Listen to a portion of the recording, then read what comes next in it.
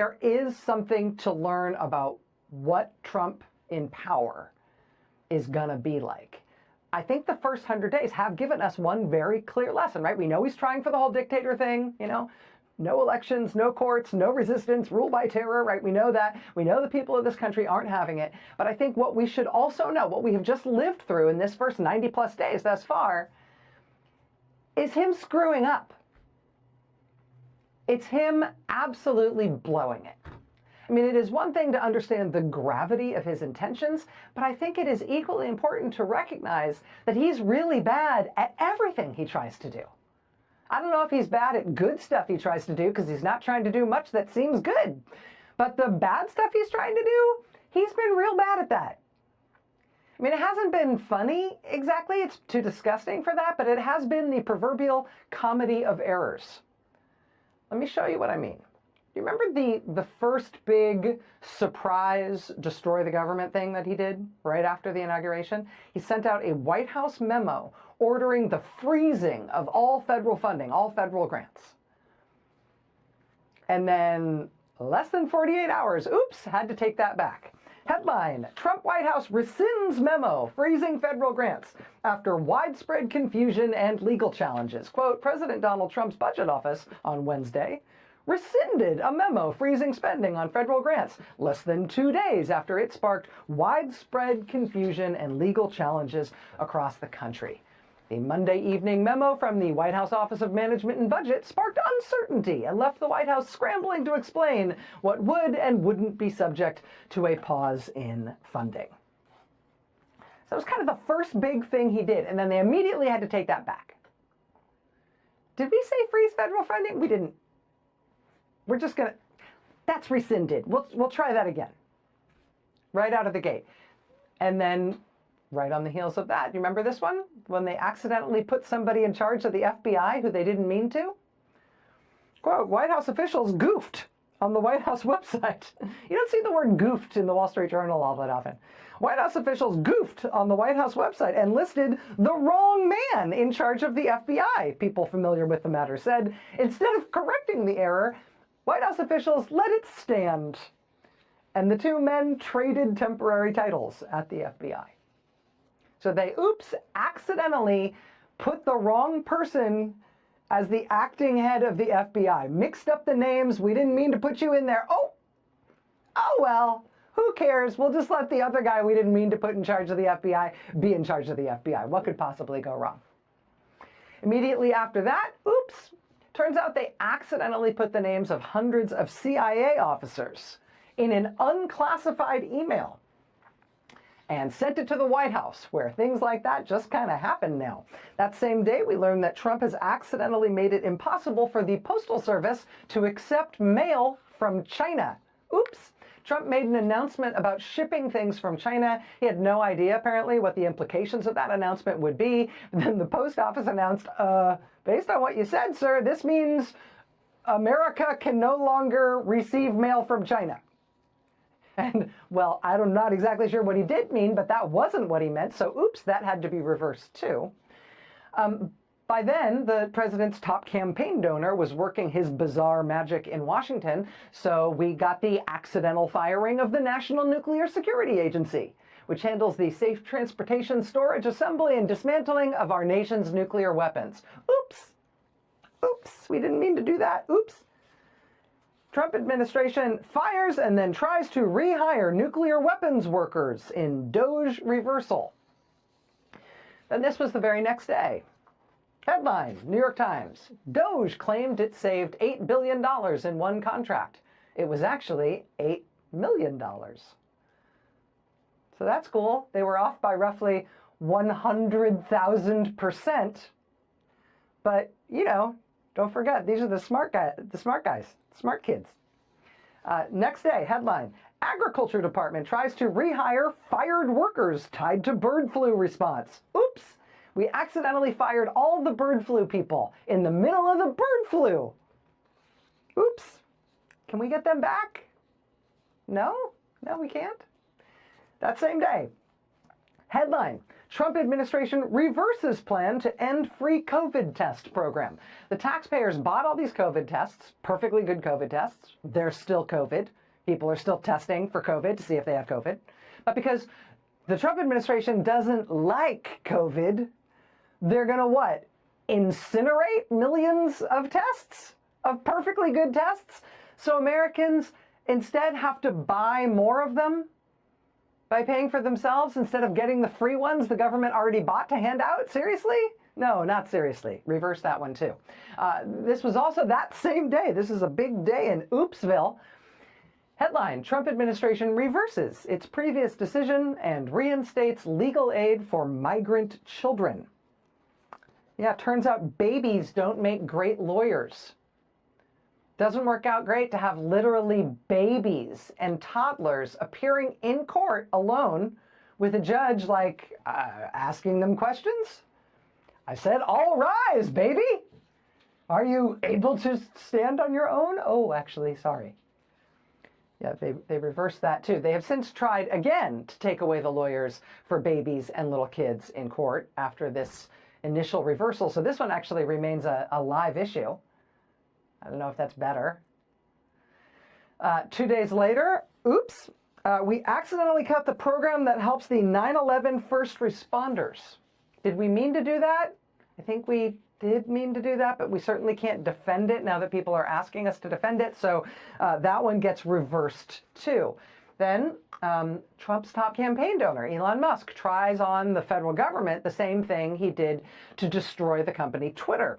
He sends out the "What did you do last week?" email, insisting that anybody who doesn't immediately respond to that email will instantly be fired from the federal government, no exceptions. Really? Seriously? No, not really, and definitely not seriously.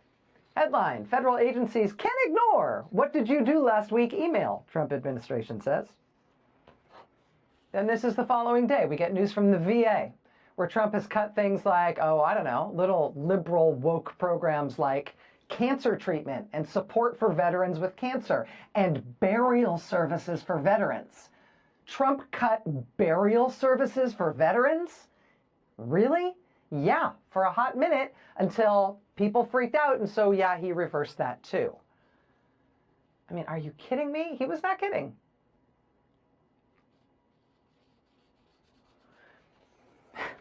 Next, headline, VA contract cancellations halted in major reversal. Maybe at this point, they're getting a little shy about screwing up so much, about having to take back and try to undo all these things that they're messing up. No, they're just getting warmed up. The very next day after taking back the veterans' burials that Trump cut, we get this headline, Elon Musk admits Doge accidentally eliminated prevention measures combating Ebola virus. Oops. The next day, headline, Trump administration reverses course after putting Veterans Crisis Line hires on hold. Quote, due to an administrative error, job offers for some Veterans Crisis Line positions that were scheduled to be filled later this month were mistakenly rescinded. This issue has been addressed, and VA is in the process of reissuing these offers. Due to an administrative error. What kind of administrative error has you accidentally cutting the suicide hotline? That same week, headline, struggling with errors, Doge deletes billions more from list of savings. Quote, Elon Musk's Department of Government Efficiency has deleted hundreds more claims from its mistake-plagued wall of receipts. Late Sunday night, the group erased or altered more than 1,000 contracts it had claimed to cancel, representing more than 40% of all the contracts listed on its site last week. And then this was the next day.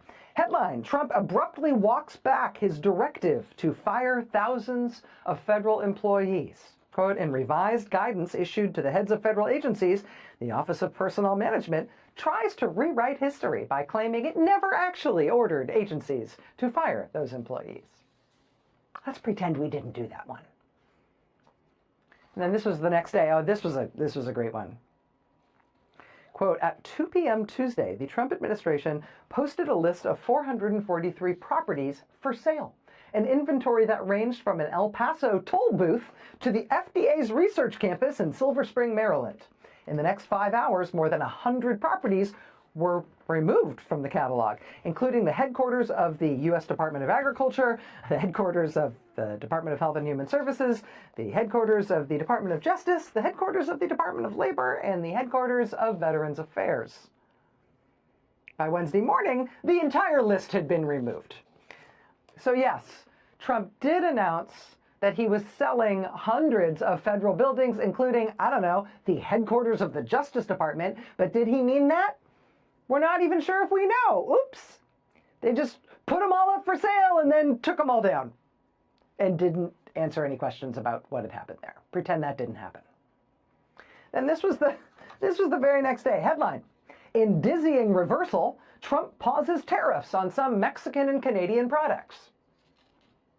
A few days later, headline: Trump administration scraps far-reaching cuts to Social Security phone services after Washington Post report. Oh, this was genius. Quote, the Social Security, this is amazing. The Social Security numbers and other private information of more than 400 former congressional staffers and others, including President Trump's own lawyer, were made public Tuesday in the unredacted files related to the assassination of President John F. Kennedy that President Trump ordered released.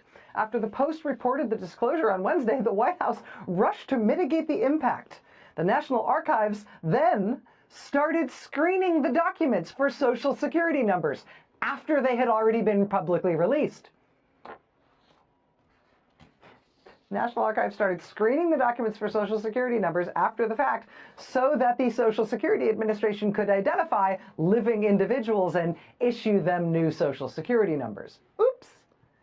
Oops. We accidentally very thoroughly doxed hundreds of people, including the president's own lawyer, publishing like their names, their place of birth, their full birth dates, and their full unredacted Social Security numbers. Hundreds of them. Oops. Then the following week, we get, oh, this is a real oops. Jeffrey Goldberg, editor of The Atlantic magazine, headline: the Trump administration accidentally texted me its war plans.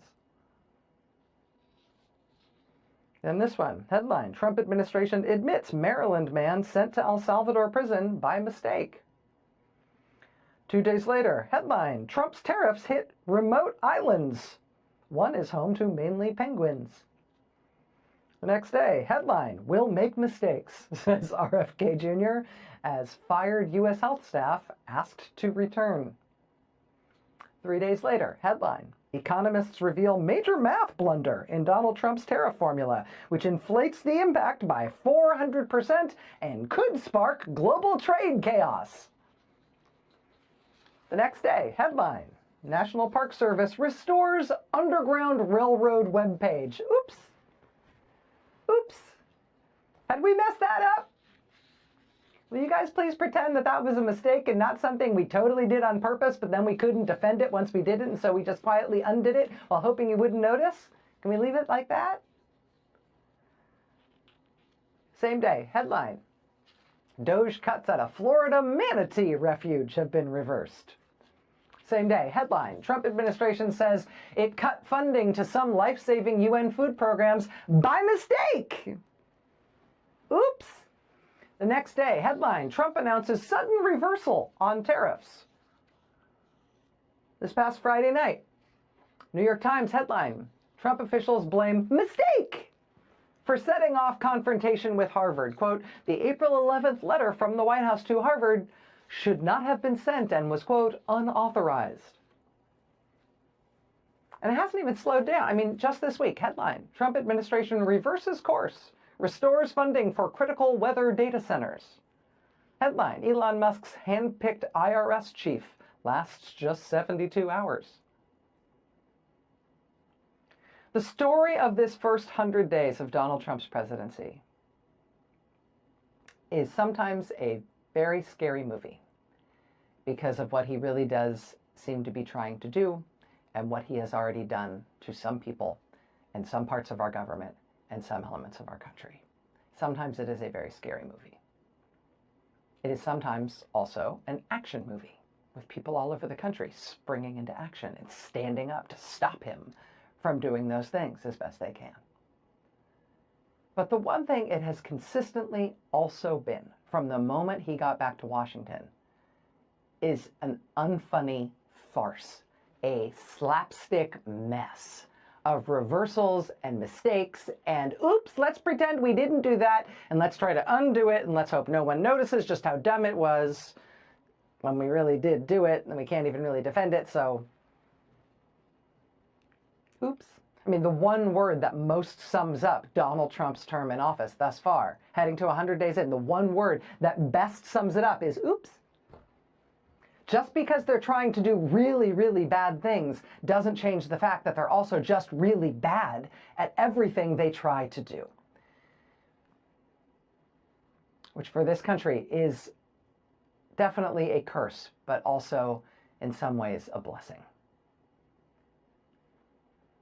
We're heading towards 100 days. There's going to be a lot of look backs at what Trump has done. Whatever you hear, what anybody says, don't let anybody tell you this time around that they are competent.